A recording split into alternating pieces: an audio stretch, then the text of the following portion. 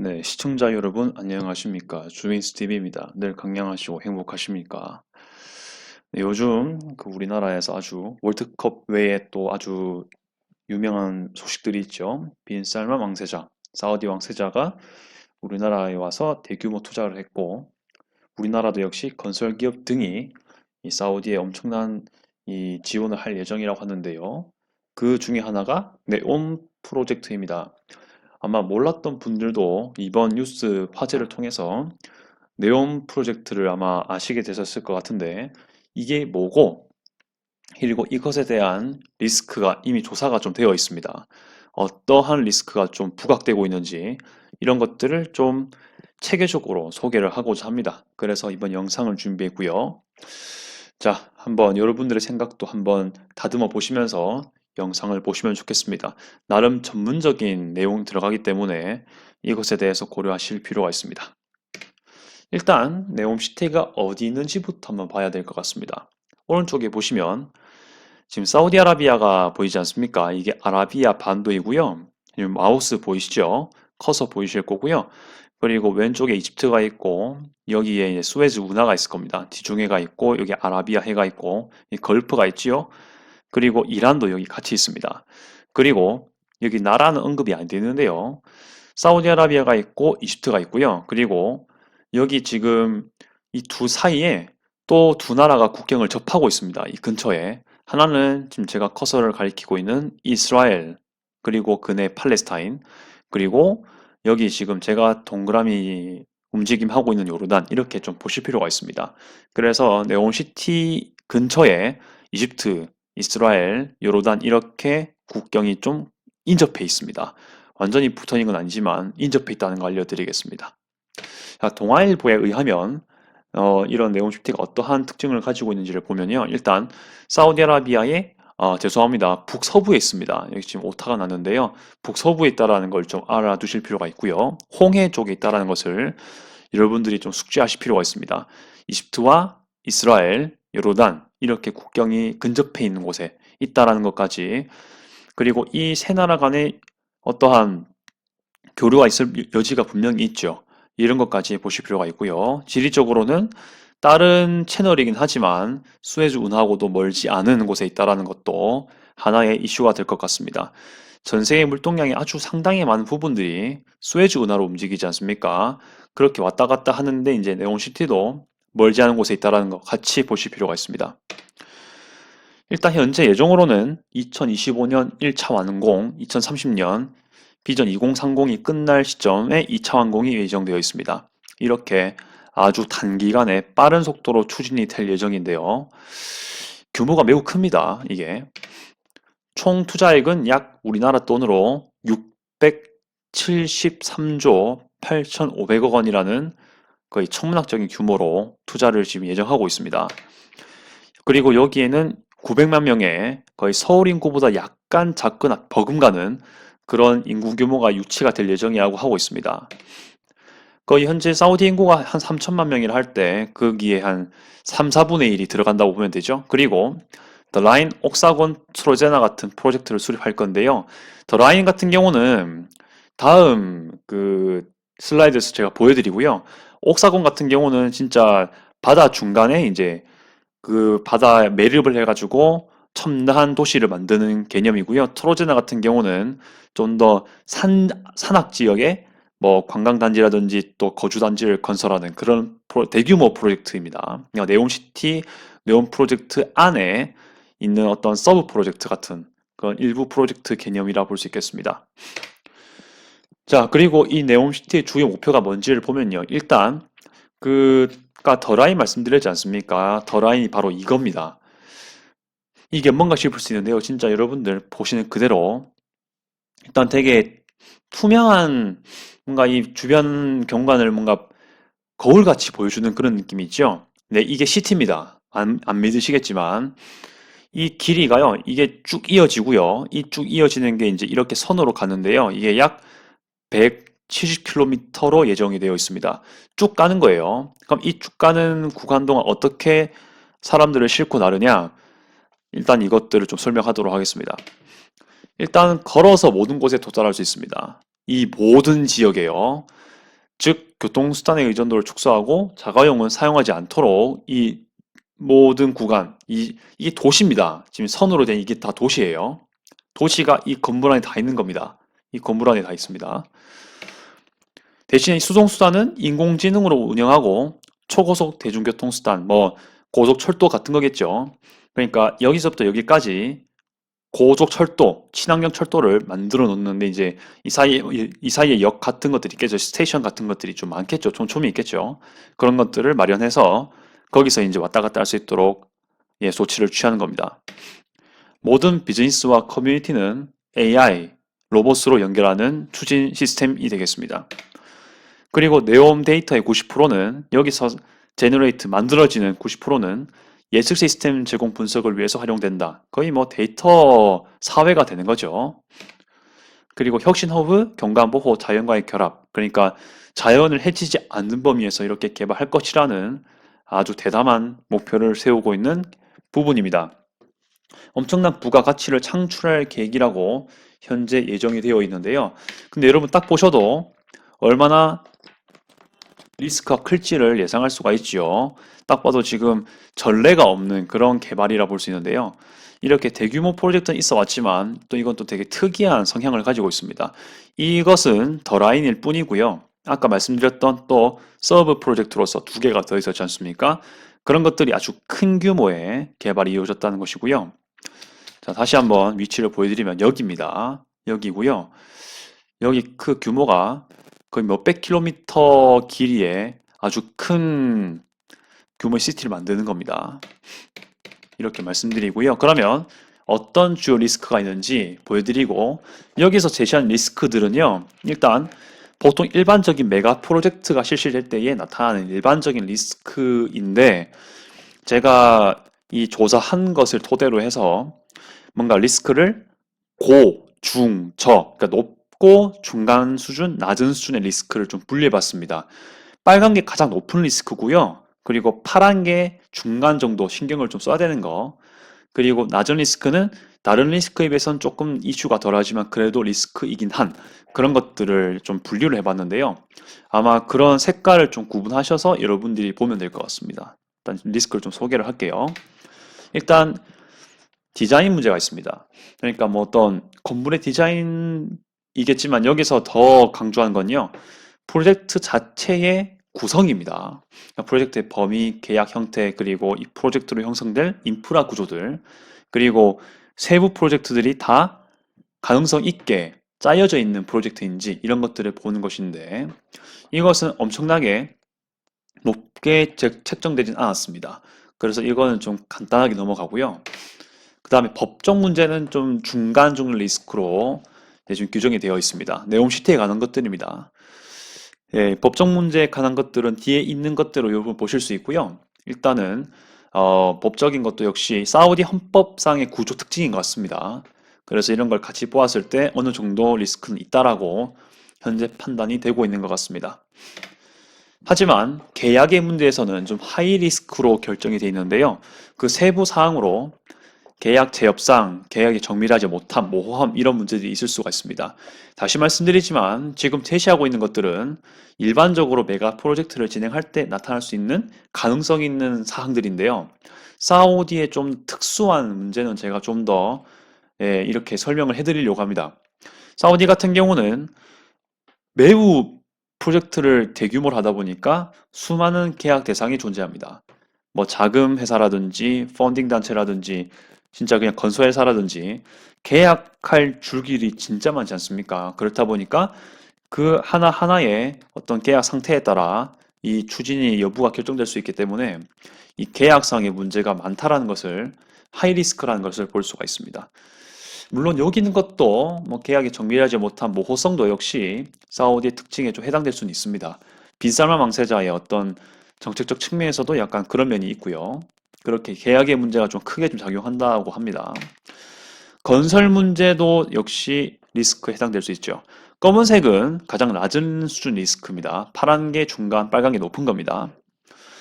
네, 비용, 시간, 딜레이, 조정력 문제와 실적 문제 이런 것도 역시 건설 측면에서 좀 큰 리스크가 될 수가 있지요. 하지만 이것은 상대적으로 낮은 수준의 리스크로 되는 것 같습니다. 그리고 추진 및 유지의 문제, 즉 작업 추진력이죠. 결국에는 이것을 지속적으로 뭔가 할 수 있냐 이런 걸 보는 건데요. 일단 이것도 중간 정도의 리스크로 분류가 되었습니다. 뭔가 실현이 가능한지 이런 것들을 보았을 때 어느 정도 리스크가 있다라는 것을 여기서 보여주는 것 같습니다. 질적인 문제도 그렇고 일단 작업 자체의 문제도 그렇고요. 이런 것들을 종합해서 보았을 때 뭐 그렇지 않냐라고 보고 있는 것 같습니다. 자, 그리고 정말 큰 문제 중으로의 하나로 된 것이 인적 자원 문제가 되겠습니다. 하이 레벨의 리스크라고 여기서 지금 조사한 출처에 따르면 그렇게 얘기하고 있습니다. 이게 모두 이제 일반적으로 나타날 수 있는 문제인데요. 사우디는 여기 다 해당되는 것 같습니다. 일단 사우디 인구 자체가 3천만 정도 되고요. 그리고 교육 시스템이 아직도 완벽하지 못하다라는, 그러니까 다른 뭐 선진국에 비해서 그렇다 보니까 좀 더 재능 교육이 많이 필요한 그런 사회이고, 물론 비전 2030에 이 혁신적인 기술 교육의 추진이라는 게 포함되어 있습니다. 하지만 좀 더 아직 발전이 돼야 된다는 것을 좀 보여주는 것 같고요. 그리고 작업 환경 이것도 좀 하이 리스크라고 보고 있습니다. 그리고 제일 문제가 되는 건요. 사우디 노동력의 상당수가 해외 이주자의 영향을 받습니다. 제가 알아본 게 틀린 게 아니라면 사우디가 창출하는 GDP가 있지 않습니까? 이 GDP의 60%가 해외 이주 노동자들에 의한 것입니다. 아무튼 뭐 수치도 수치지만 일단 중요한 거는 해외 이주자로 인해 가지고 만들어진 이 생산 수입 비중이 꽤 많다는 것을 의미합니다. 그렇기 때문에 해외 이주자에 의해서 뭔가 결정되는 게 좌지우지 될 수 있기 때문에, 그리고 이들과 또 로컬들, 그러니까 실제로 사우디 국적들의 또 어떤 차이 같은 것들 존재하겠죠. 이런 것들이 지금 리스크가 크게 작용할 수 있다라고 보고 있고, 이게 사실 이수는 맞습니다. 불가항력의 문제, 즉 극단적 기후 조건, 사막 건조기후 작용하죠. 강수량도 별로 없고요. 그리고 테러 역시 이슈가 될 만하고 전쟁 여지도 있을 수 있는데요. 상대적으로 이것들은 좀 낮은 레벨의 리스크라고 하고 있습니다. 사실 저는 이 불가항력 문제가 좀 최소한 미디엄쯤 될 줄 알았는데요. 왜냐하면 아무리 이렇게 개발을 열심히 한다고 한들 사우디 네옴 지역 자체가 엄청나게 건조한 지역이고 물도 거의 없기 때문에 일단 인프라 구축하는 것 자체가 좀 쉽지 않을 거라 생각을 했고요. 그리고 테러 같은 경우도 뭐 일단은 사우디 국내는 뭐 별로 문제가 많이 될지는 않겠지만 그 사우디 근처에 있는 이란이라든지 이렇게 후티 반군, 그러니까 예멘 쪽에 있는 이쪽에 의한 어느 정도 안보의 위협이 있을 수 있다고 생각했는데 여기선 좀 요소가 덜 된다라고 판단되는 것 같습니다. 전쟁 역시 좀 그런 맥락으로 볼 수 있을 것 같고요. 자, 그다음 또 이 출처에서 정말 강조하는 게 재정 문제입니다. 일단 그 재정 자체 구조가 일단 사우디는 거의 뭐 왕가가 뒤흔들고 있지 않습니까? 이 왕가가 어떻게 펀딩을 하냐에 따라서 프로젝트의 진척과 진보가 아주 결정이 많이 되어 있고요. 특히 외부의 펀딩 문제 이게 좀 크게 작용하는 것 같습니다. 그래서 이 재정 투입이 아주 변동성, 좋게 말하면 변동성이라고 하지만 좀 안 좋게 말하면 변덕이 크다라는 것을 말할 수가 있습니다. 제가 지난 영상을 통해서 제가 말씀드린 적이 있는데요. 이게 좀 이 사우디의 정치적인 이미지랑 좀 관련돼 있습니다. 2018년에 카쇼크지 사건이라고 저번 영상에서 소개시켜드렸지만 간단히 말씀드리면 이것 때문에 사우디 인권 문제가 좀 부각이 되었고 다른 나라 기업들이 사우디에게 펀딩을 하는데 좀 윤리적인 문제가 작용해서 이 카쇼코지 사건 때문에 뭔가 이 펀딩을 하면 안 되겠다 이런 것들이 그리고 중단하거나 좀 보류해야 되겠다는 여론이 강해졌기 때문에 이런 펀딩의 안정성이 좀 부족해지는 그런 게 발생했다는 거죠. 네, 자세한 것은 제가 카드를 띄워드릴 테니 이 카쇼코지 사건 관련해 가지고는 지난 영상을 좀 참고하시길 바라겠습니다. 아무튼 소프트뱅크가 좀 예리긴 합니다. 이 펀딩을 좀 보류한 케이스요. 스탑 및 보류 이렇게 보시면 되겠습니다. 자, 그리고 추가적인 리스크가 또 있습니다. 기술적 문제에 대해서도 역시 빨간색 리스크로 올라오는데요. 상당히 높은 비중을 차지하고 있습니다. 일단 프라이버시, 기술 수용, 구성 요소 통합이라고 하는데요. 일단 뭔가 아직 프라이버시 환경이 구축이 덜 됐다고 보는 것 같습니다. 그래서 이것은 어느 정도 제가 먼저 빨갛다고 생각은 안 했었는데 그래도 뭐 이제 정보 유출에 취약하게 판단이 되는지 모르겠으나 일단 빨간색으로 일단 처리가 됐다라는 것이 일단은 좀 눈여겨볼 만한 점이지 않을까 싶습니다. 그리고 역시 예상대로 정치 거버넌스 문제가 중간 정도 레벨의 그리고 그 이상의 이슈가 되는 문제인 것 같습니다. 일단 사우디 정치 구조랑 관련되어 있다는 것이죠. 사우디 같은 경우는 민주주의 국가가 아니지 않습니까? 물론 의회라든지 그런 건 존재하긴 하겠지만 물론 그래서 이제 국왕이 나왔던 정치 위정자들이 대통령이라든지 그런 사람들이 뭐 대통령이 있는 것도 아니지만 아무튼 고위 관료들 그런 사람들 있죠? 국민 투표로 뽑히지 않지 않습니까? 국왕이 국민 투표 안 뽑히잖아요. 좌우지간에 이 네온 프로젝트를 위시한 이 비전 2030 자체가 정책 결정자에 의한 어떤 변동 상황이 많아지지 않습니까? 그렇다 보니까 역시 정치적인 불안이 만약 온다면 역시 네온 프로젝트의 이 진척이 그리고 이 진보가 결정되는 거죠. 그리고 사우디 정책 규제가 사실 빈살만 왕세자에 거의 달려있기 때문에 이 정책 결정자, 특히 빈살만 왕세자 포함해서겠죠. 이러한 사람들의 결정에 따라 좌지우지가 엄청나게 크게 된다는 겁니다. 네온 프로젝트 자체가 빈살만 왕세자의 그림이죠. 엄밀히 말하면 비전 2030에 의한 그래서 프로젝트 추진도 나름대로 간단하게 되었거니와 다른 나라에 비해서 그리고 그 변동도 간단하게 될 거란 거죠. 그리고 아무튼 간에 이런 규제 정책 면에서도 좀 뭔가 좀 불안정성이 있다는 것을 볼 수가 있습니다. 환경 문제 같은 경우는 상대적으로 낮은 수준이긴 합니다. 그 리스크 중에서는요. 미들이라고 좀 분류해놨긴 했는데 네, 그래서 뭐 아무리 친환경 개발이라 하지만은 개발 과정에서 어느 정도의 환경 오염의 여지가 있지 않냐 하는 거가 있습니다. 하지만 더 여기서 이제 초점을 두는 것은 지속 가능한 것에 대한 문제입니다. 이것이 과연 끝까지 환경 문제에 완전히 위배되지 않을 것인가 이런 걸 보았을 때 그 건설 과정에서 발생하는 뭐 탄소 문제라든지 이런 것들이 역시 어느 정도의 문제가 될 것이다라는 것을 여기서 보여주는 것 같습니다. 그 다음 사회 문화적 문제 이게 그 방금 말씀드렸다시피 그 여기서 말씀드린 거 있죠? 인적 자원 문제, 해외 이주자 이거랑 관련이 좀 깊습니다.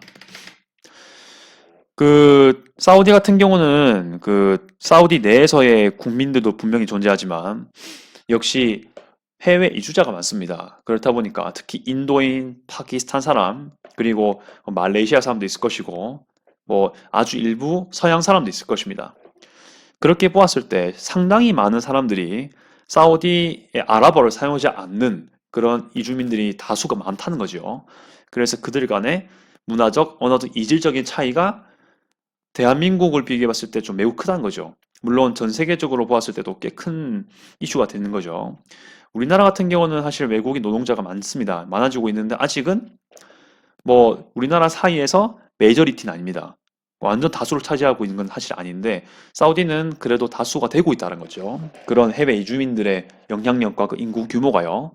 그래서 이런 것들을 좀 갭을 줄이는 데 문제가 많다 이렇게 보고 있고요. 일단 책정은 중간 레벨로 돼 있긴 하지만 그래도 특정 분야에서 봤을 때 이 중에서도 그러니까 여기 지금 문제가 언급돼 있지만 이 문제 내에서도 변수 항목이 좀 있거든요. 그래서 이 문제 내에서도 문화적, 언어적 차이, 이거는 좀 하이적인 부분이 아닌가라고 지적을 하고 있습니다. 그래서 여러분들께 소개시켜 드렸고요. 좀 요약을 하자면 제일 큰 문제들이 뭐냐면요. 일단 그 펀딩 문제, 재정 문제였던 거죠. 재정 문제가 크고 그리고 정치 구조로 인한 계약 대상의 문제, 그리고 인적 자원과 해외 이주자와의 갈등 이런 문제들이 좀 크게 작용하지 않을까라고 보고 있는 것 같습니다. 네, 여러분들 의견은 어떠하십니까? 일단 저는 뭐 제 생각도 좀 포함되어 있지만 제가 조사한 출처에 의한 것이기 때문에 어느 정도 신빙성이 있다라는 것을 얘기해 드리려고자 합니다. 아무튼 현재도 네옴시티는 개발 진행 중이고요. 계속해서 큰 리스크를 안고 현재 계속 하고 있습니다. 여러분들도 많은 관심을 가지고 있을 텐데요. 일단 여러분들 이 리스크가 있다는 것을 좀 기억해 주시고요. 아무튼 여러분들의 의견과 개인 그 건의사항, 뭐 의견 있으시면은 댓글은 환영입니다. 네, 항상 시청해 주셔서 감사드리고요. 앞으로도 네, 이 중동 관련된 이슈 계속 영상 올릴 예정입니다. 그래서 여러분들 시청 계속 관심 또 부탁드리겠습니다. 예, 시청 감사, 아무튼 뭐 계속 말씀드리지만은 예, 계속 Thank you for watching입니다. 그리고 이번 영상으로서 이 사우디 빈살만 왕세자의 방한 특집 마무리하도록 하겠습니다. 이상 주미스였습니다. 아디오스.